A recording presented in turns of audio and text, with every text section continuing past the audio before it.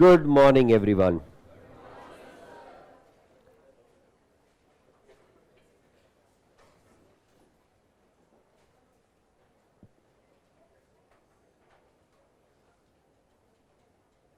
When I saw morning 7 o'clock the people come, मतलब seriously मेरे मन में तो आ गया था कि बस चाबी इनको ही दे देना चाहिए, ये तुम ही खोल लो रोज। इधर वो होता है ना दुकानों में झटकनी वटकनी होती है ऐसे, आने के बाद में सबने पहले ऐसे ठक ठक ठक ठक ठक ठक ठक झटकनी मार लेने का, क्लीनिंग कर लेने का और बैठ जाने का तुमने खुद ही। मैं पहले कुछ दिन तक के सिचुएशन ऐसी थी कि बेंचेस पे जगह थी, अब देखो चेयर्स भरने लग गए लोग।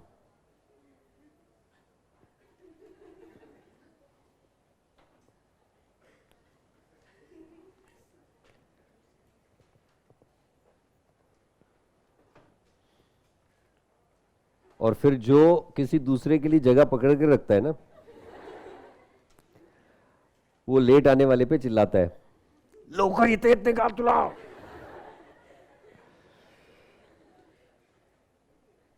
किती भांडणं झाली तुला माहिती का?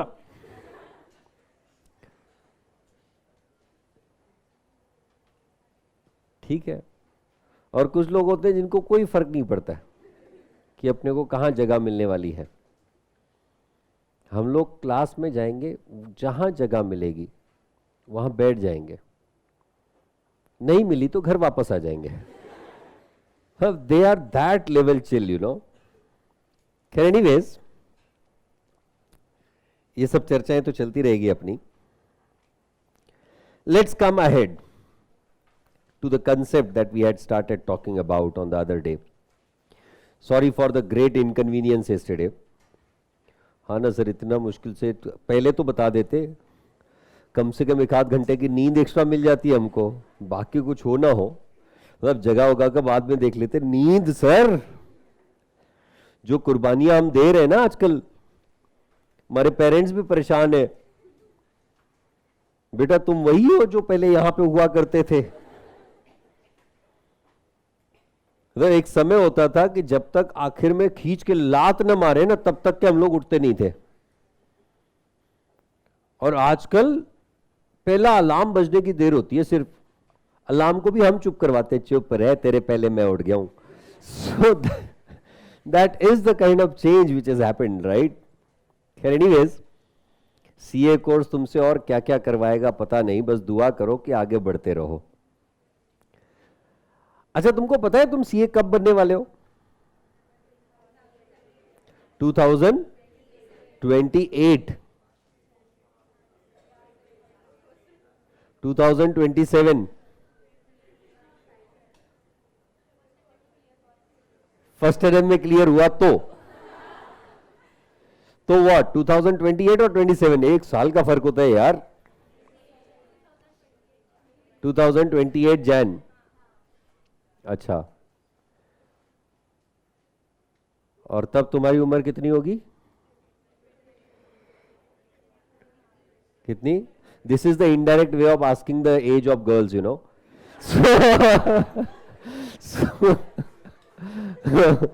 मतलब आज की लेवल पता चल जाती है फिर अपने आप।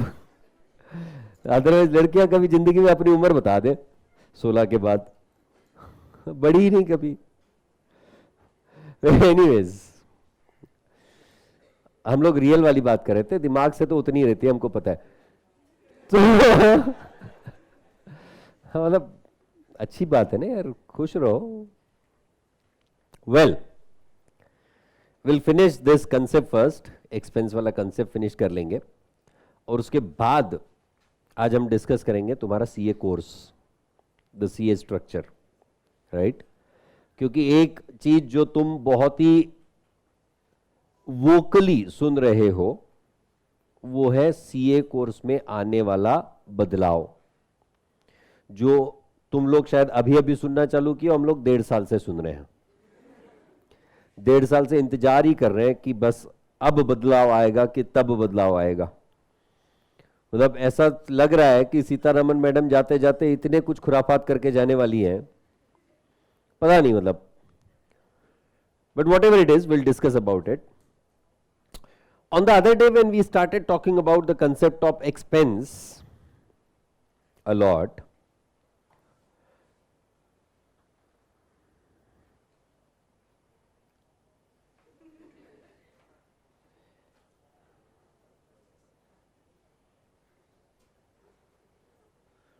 कॉर्नर वालों का ये दुख तो अलग लेवल का है।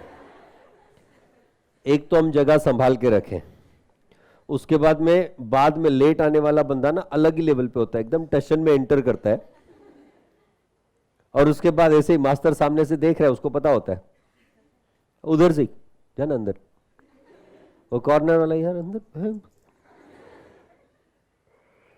बेटा अपन क्लासरूम में कोई एरोप्लेन की सीट पे तो है नहीं। एरोप्लेन में होता है कि मुझे विंडो सीट चाहिए या आयल सीट चाहिए, उसमें बीच वाली सीट पसंद किसी को नहीं आती है। या तो विंडो सीट चाहिए कि व्यू रहेगा, या तो आयल सीट चाहिए कि व्यू रहेगा, राइट। सो ऑब्वियस सी बात है ना, मतलब क्या, ठीक है। So capital expenditure is what we have to talk about. We had discussed it, and I said an amount spent of one-time nature, one-time expense, providing recurring benefits. Recurring benefits is what we consider as a capital expense. अगर आपको याद होगा, ये discuss किया था हमने, ठीक है। तुम गजनी जनरेशन में रहते हो, short term memory loss, you know, ये याद ही नहीं था कि अपन अकाउंट्स की क्लास में आए हैं, और मास्टर के आने के बाद रियलाइज, और ये आज अकाउंट्स है, oh. Then the next thing that we had talked about was that you are spending the money to create the assets. Normally, the capital expense creates the assets for the business. Incurred to create assets in business. Is it right? This capital expense, this capital expenditure, what we have incurred, is basically for the longer term benefits to the business. I have purchased the asset which I am going to use over a longer period of time. I am not acquiring it for the purpose of resale. I am purchasing the asset for the purpose of use within my business in the process of providing the services or supplying the goods. Like, अगर कोई company एक machine खरीद के आती है, तो उन्होंने machine किस लिए खरीदी? To use it in the production or manufacturing process or not?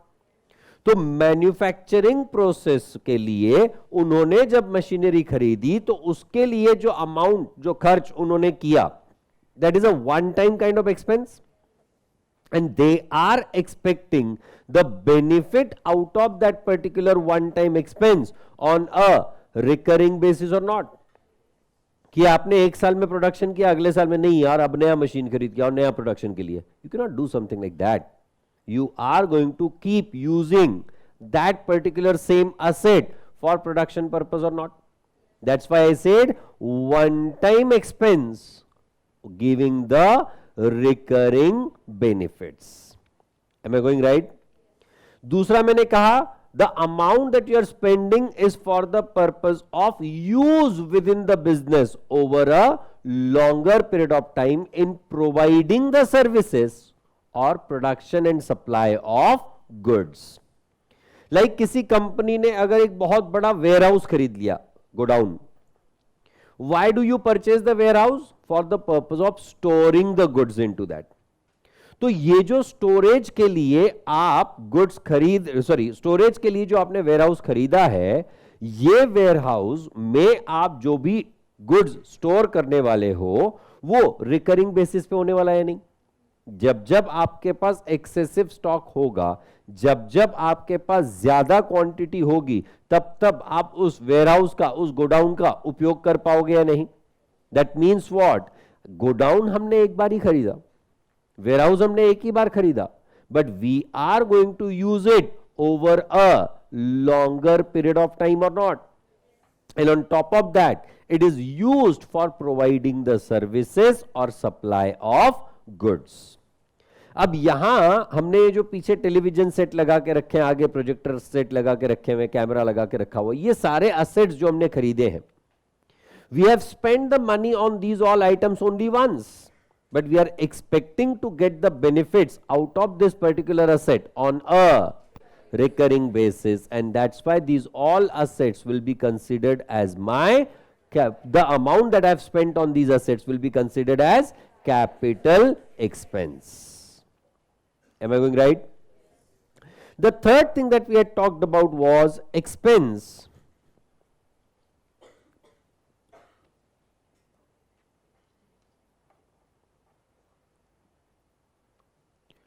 When I have spent the money in the supply of goods and on acquisition of that asset, if I am incurring any expense to make that asset ready to use or which is incidental to purchase of asset, that amount will also be considered as the capital expense.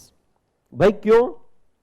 क्योंकि जब मैंने asset खरीदी, अब suppose मैंने ACs खरीदे, अब ACs खरीदे, AC के वो डब्बे आ गए, जो इंडोर यूनिट, आउटडोर यूनिट, ये सारे आ गए।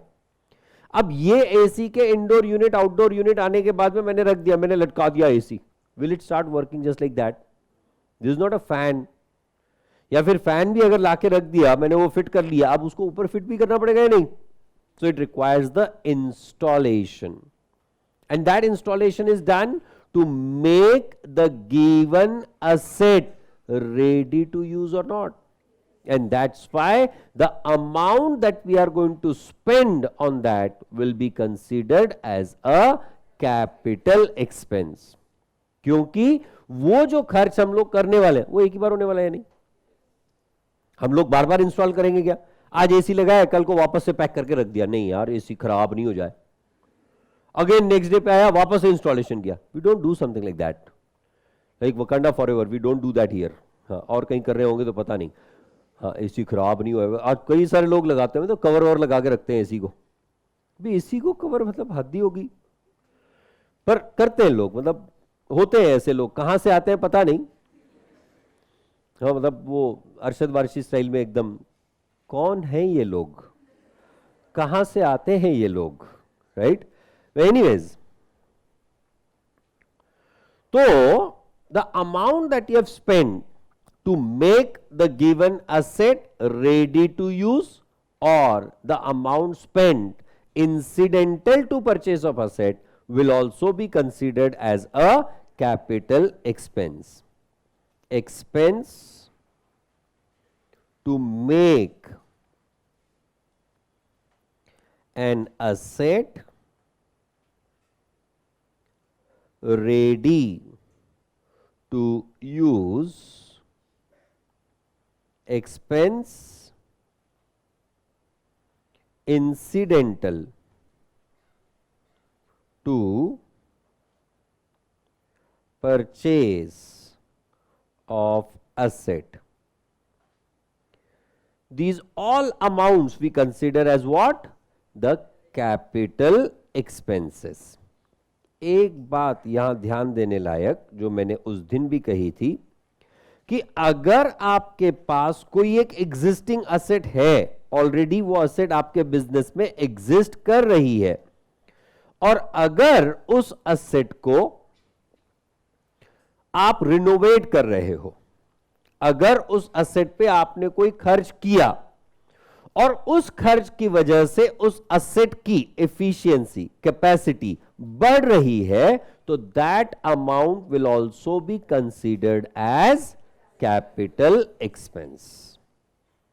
मेरे पास डीजल बेस्ड गाड़ी है, मैंने उसको हाइब्रिड कन्वर्ट कर दिया, diesel along with electric, I want to use it, तो मैंने उसका इंजन रिप्लेस करवा के हाइब्रिड इंजन लगवा दिया। हाइब्रिड इंजन खर्च कन्वर्ट करने में मेरे को करीब करीब 1 लाख रुपए का खर्च आ गया। बैटरीज आई 20,000 रुपए की या 50,000 रुपए की, 1.5 लाख रुपए का खर्च किया to convert my existing vehicle into the hybrid vehicle.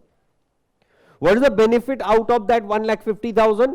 I'll be required to spend less on my petrol and diesel expenses. My overall cost of running the vehicle will reduce. The maintenance cost, servicing cost of the vehicle gets reduced. तो अगर मेरा आगे चल के खर्च कम हो रहा है, that effectively tells me that the assets value has increased or not, assets efficiency has increased or not. efficiency increase हुई, ये आप दो जगहों से, दो चीजों से समझ सकते हो।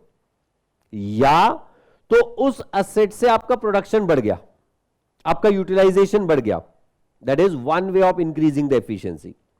एंड सेकेंड, आपका प्रोडक्शन नहीं बढ़ा, आपका यूटिलाइजेशन नहीं बढ़ा, बट आपका कॉस्ट ऑफ ऑपरेशन कम हो गया, and that is what is called as increase in efficiency of an asset. तो ये जो मैं 1.5 लाख रुपए का खर्च कर रहा हूं on my existing car, for what purpose? For the purpose of increasing the efficiency of that car, that 1,50,000 will also be considered as a capital expense. मान लो कोई फैक्ट्री ऑलरेडी कंस्ट्रक्टेड है, फैक्ट्री शेड बना हुआ है, but now they felt like they need one more extension of that factory, और उस existing building को उन्होंने एक्सटेंड किया, and in that extension they have incurred certain cost. In such case also, the amount that is spent for extension of that building is increasing the capacity of that building or not? Jagah, area of utilization is increasing or not? And that's why that amount spent will also be considered as capital expense. So whenever you are talking about a business, you have to first of all try to understand that what kind of spendings that they are doing, and whatever spendings that they are doing, you have to bifurcate, you have to divide into primarily two parts. Which two parts? Whether the amount spent is a capital expense or it is a revenue expense. क्योंकि अगर वो capital expense है, क्यों हमें इसे अलग अलग treat करना चाहिए, क्यों इसकी अकाउंटिंग हमें अलग अलग करनी पड़ेगी? अगर वो कैपिटल एक्सपेंस है, तो जब आप प्रॉफिट कैलकुलेशन करते हो, तो उस समय पे आप ये पूरा का पूरा कैपिटल एक्सपेंस कंसीडर नहीं करते हो। क्यों?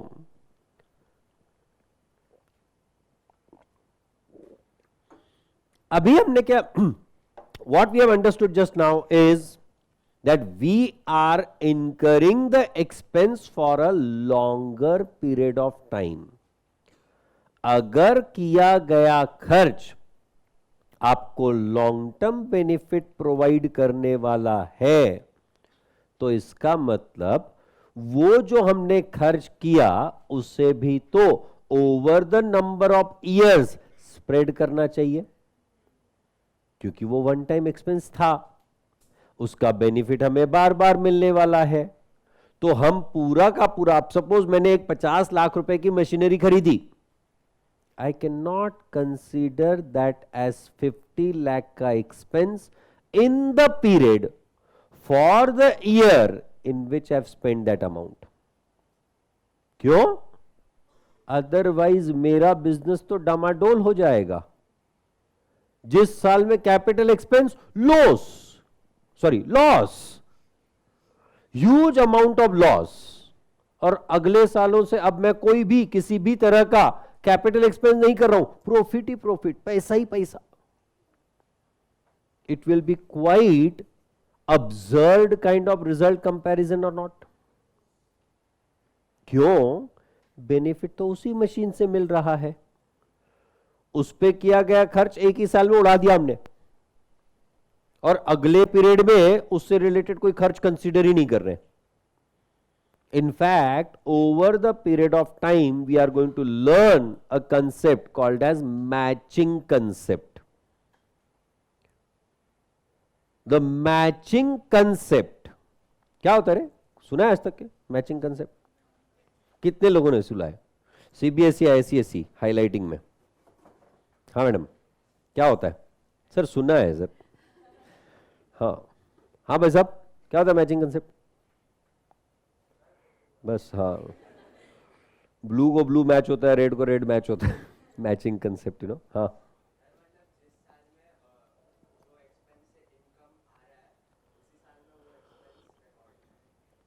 जिस साल में वो एक्सपेंस से इनकम आ रहा है उसी साल में वो एक्सपेंस रिकॉर्ड होना चाहिए. तो मशीनरी तो उसी साल में हमने खर्च किया ना. अच्छा, उससे इनकम मल्टीपल ईयर्स में आ रहा है. Okay, yes. हाँ मैडम.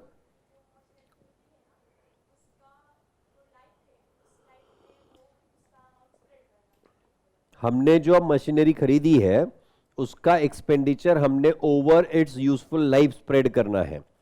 ओके,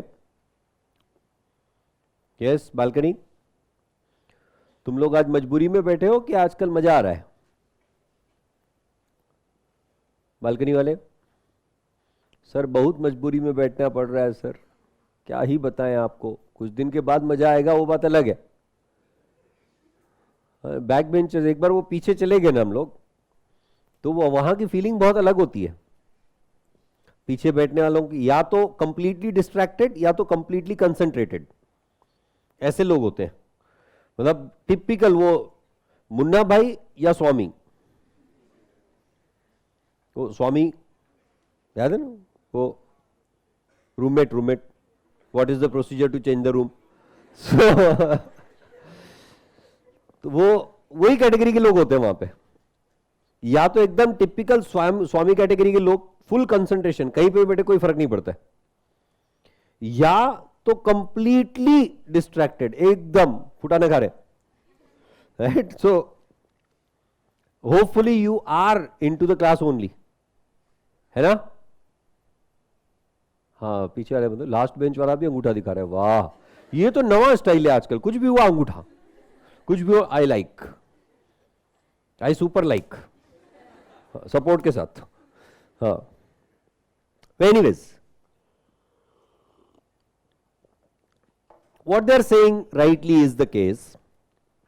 मैचिंग कंसेप्ट का मतलब होता है you should match the expense for the period with the income of the same period.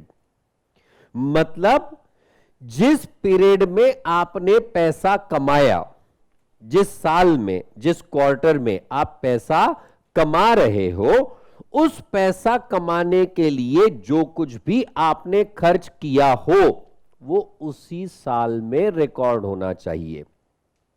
तो इसका मतलब यह हुआ कि अगर कोई ऐसा खर्च है जिससे आप इनकम जनरेट कर रहे हो, पर सिर्फ इस साल में नहीं, अगले कुछ सालों तक आप उसमें से इनकम जनरेट करते रहोगे, तो that amount can not be considered as the expense in the year in which you have spend that money. मैंने अगर 50 लाख रुपए की मशीन खरीदी तो 50 लाख रुपए can not be considered as the cost for the year in which I have spend that money. क्यों? क्योंकि उस मशीन से मैं अगले 5 साल, 10 साल, 15 साल, depending upon the nature of that machinery, I am going to produce the goods और नॉट. और क्योंकि मैं मल्टीपल ईयर्स में उस मशीनरी को यूज करके गुड्स प्रोड्यूस करने वाला हूं, तो उस पे किया गया 50 लाख रुपए का खर्च, जिस साल में मशीन खरीदी उस साल का खर्च नहीं गिना जा सकता है. that is to be considered as the expense over the number of years. अब उसे हम लोग allocate कैसे करते हैं, उसे हम लोग spread कैसे करते हैं, ये सारी चीजें हम लोग चर्चा करेंगे. We are going to discuss a topic called as depreciation, in which we'll be elaborating on how do we spread the amount spent on the various capital expense. हाल फिलहाल के लिए capital expense क्या होता है उस पे फोकस करते हैं. क्यों डिवाइड कर रहे हैं, कैसे उसका फायदा होगा, ये सारी चीजें हम लोग आगे चल के डिस्कस करने वाले हैं. Is it right? Now, the next thing that comes is the revenue expense. Revenue. The name itself says that it is recurring in nature.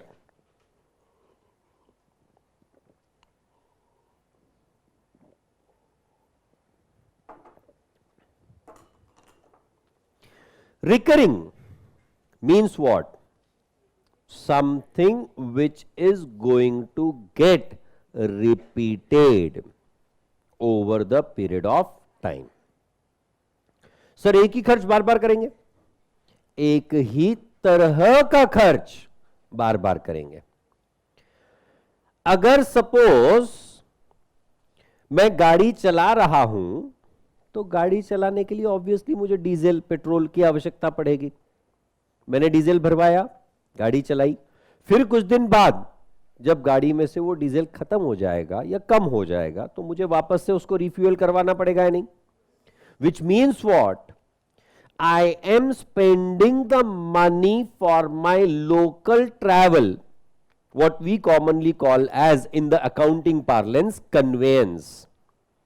मैं मेरे लोकल कन्वेयंस पे बार बार लगातार खर्च कर रहा हूं, which means it is recurring in nature expense or not. On top of that,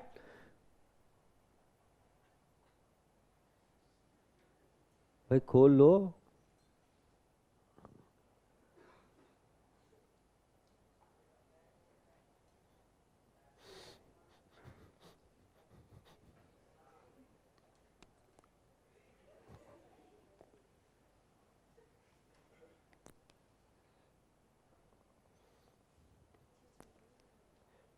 भाग गया है ना.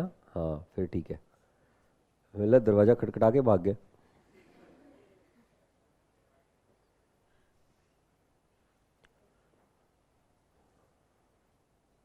का ते लॅच ओपनच ठेवा आता.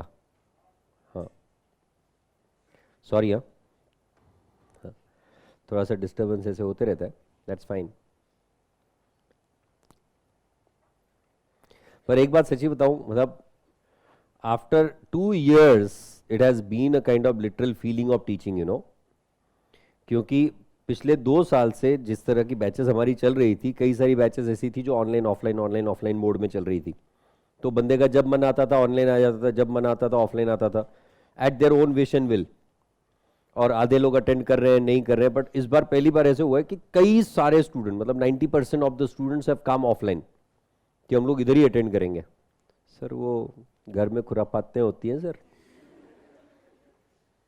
लेक्चर चलते चलते अगर घर वालों ने जीबी सर की बातें सुन ली ना तो अभी तुम मेरी तरफ देखो.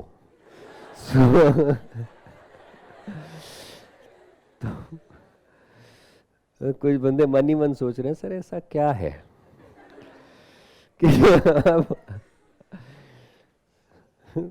and especially when he goes into his real talk, जो हमें तहे दिल से समझ में आती है, घर वालों को भी आती है, पर एक दूसरे से नहीं कर सकते हैं.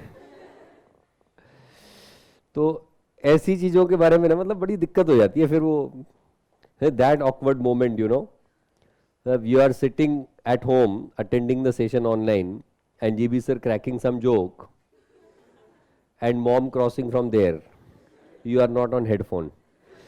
That awkward moment, मतलब वो पीछे से आवाज आती है ला ला ला, वो मीम वाला जो आवाज आता है ना. so that kind of scenario it was is what it happens, you know.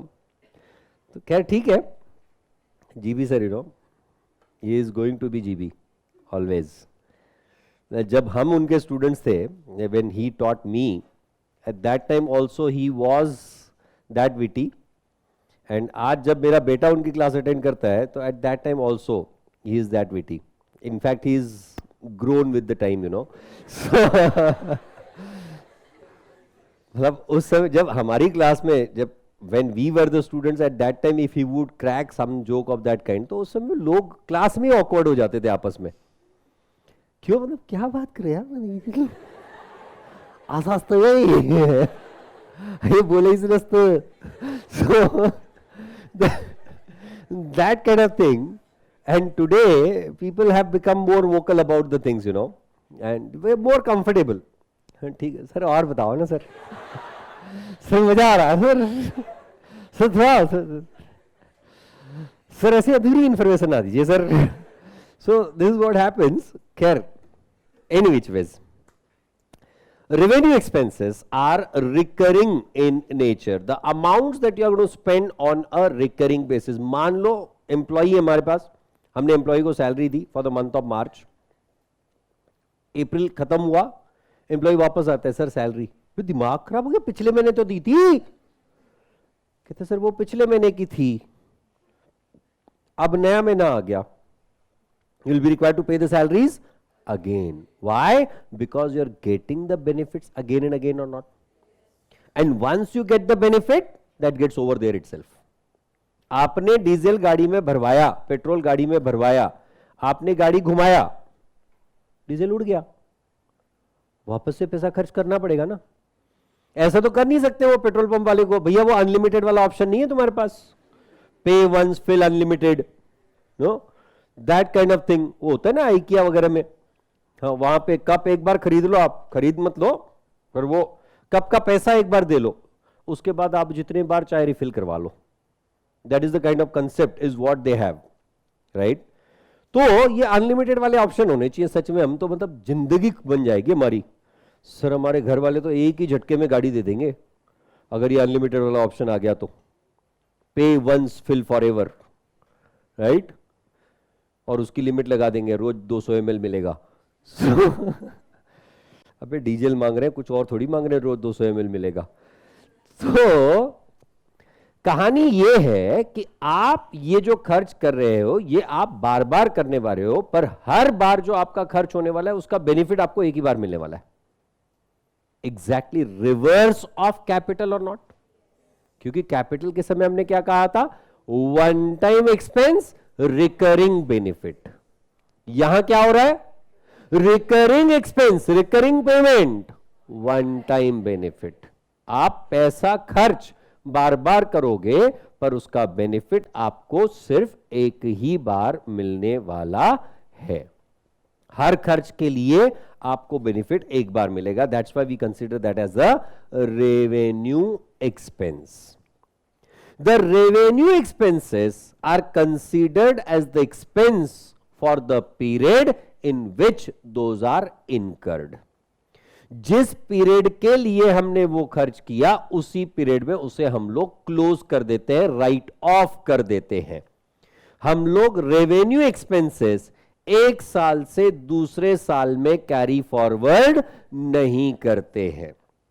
मैंने अगर ईयर 2022-23 के लिए मान लो 60,000 रुपए का पेट्रोल डीजल का खर्च किया, हालांकि उससे ज्यादा ही हुआ होगा, पर 60,000 रुपए का अगर मैंने पेट्रोल डीजल का खर्च किया तो that amount will not be carried forward from one year to another. That amount will be closed in that year, क्योंकि वो 60,000 रुपए 22-23 का खर्च था।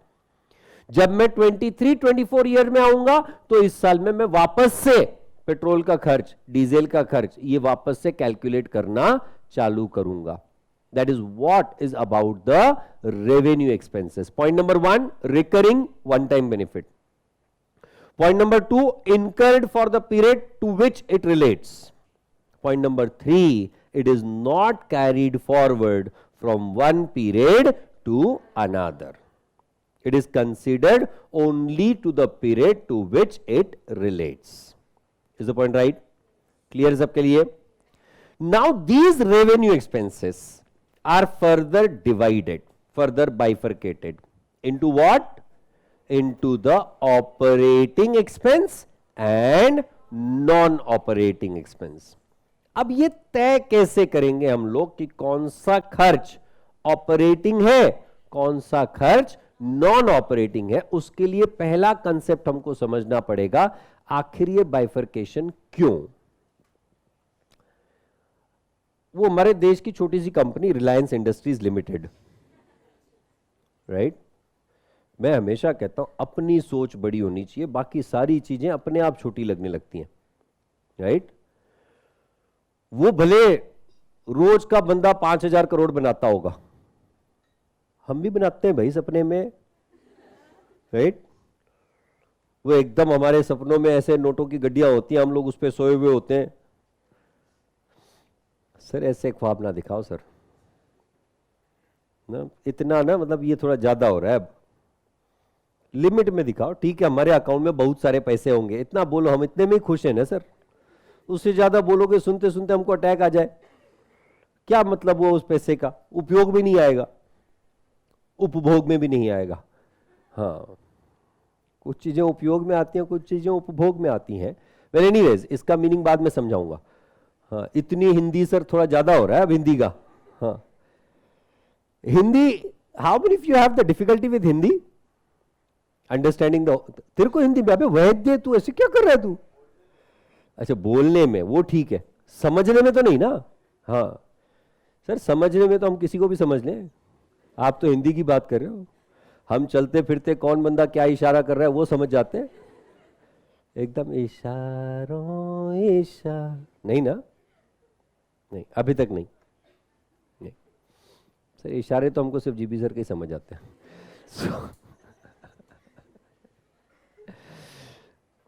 मतलब सीरियसली, ऑनेस्टली स्पीकिंग, जिस लेवल पे ये बंदा सोचता है ना,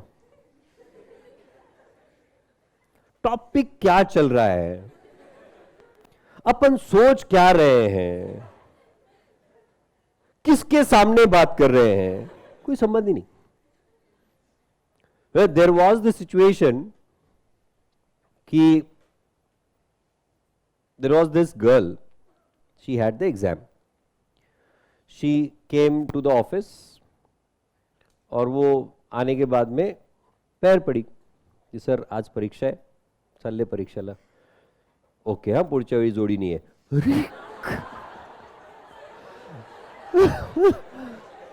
काय भाई, अरे उसकी परीक्षा है भाई, उधर जाके ढूंढे जोड़ी. वो कमाल है यार. वो एक बार ऐसे ही हुआ, मतलब वो हमारा एक और प्लेस है where we have the classes, Indulal complex, बहुत सारे लोगों को पता है. तो इंदुलाल कॉम्प्लेक्स में क्लास थी. वहाँ का क्लास का ओरिएंटेशन ऐसा है कि फैकल्टी नॉर्मली पीछे से आता है. वो क्लास का ओरिएंटेशन ही वैसा है, पीछे से आके पूरा ट्रैवल करके ऐसे बाद में वो पोडियम पे पहुंचते हैं और उसके बाद में वो लेक्चर स्टार्ट होता था. अब जीबी सर ना, वो एक तो आते हैं ऐसे ठुमक ठुमक ठुमक ठुमक ठुमक स्टाइल, यू नो, एकदम ऐसे शांति शांति आते हैं, खतरनाक क्रांति करते हैं उसके बाद. तो जीबी सर ऐसे एंटर किए क्लास में. जस्ट इमेजिन कि वो पीछे वाले दरवाजे से जीबी सर एंटर किए और एंटर करके ऐसे, अभी नहीं आ रहे, डोंट वरी, पीछे मत देखो. सारे लोग पीछे देखने लग गए. बेटा वो मीम था, पीछे तो देखो. हाँ, तो वो ऐसे पीछे से आ रहे हैं और पीछे से बंदे अपने एकदम खुराफाती, सर एक जोक सांगा, सर एक जोक सांगा. जीबी सर है ना, तो जीबी सर तो जोक सुनाएंगे सुनाएंगे. सर एक जोक सांगा ना, एक जोक सांगा ना, मतलब सारे लोग चिल्ला रहे हैं एकदम, और जीबी सर एकदम ठुमक ठुमक अपना आ रहे हैं आराम से. And he reached the podium, और फिर भी बंदे चिल्ला ही रहे हैं, सर एक जोक सांगा ना, एक जोक सांगा ना. फिर थोड़ी देर में वो GB sir in his own style,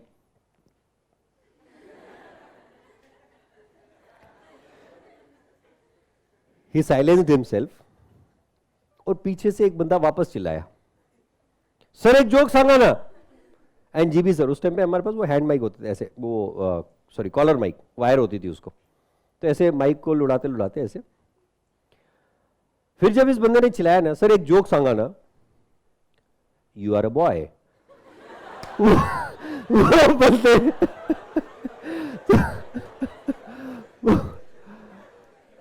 वो बंदे ने क्लास में उसके बाद कभी बात ही नहीं की। मतलब उसका बंदे होने पे जोक बना दिया यार, कमाल है। सो एनी विच वेज, हाँ, विद ड्यू रिस्पेक्ट, क्या होता है ना कि कई सारी ऐसी चीजें होती है, जीबी से बोल रहे होते हैं ना, आजू बाजू वाले एक दूसरे को समझा रहे होते हैं इसका मतलब ये है, हाँ, दैट काइंड ऑफ थिंग।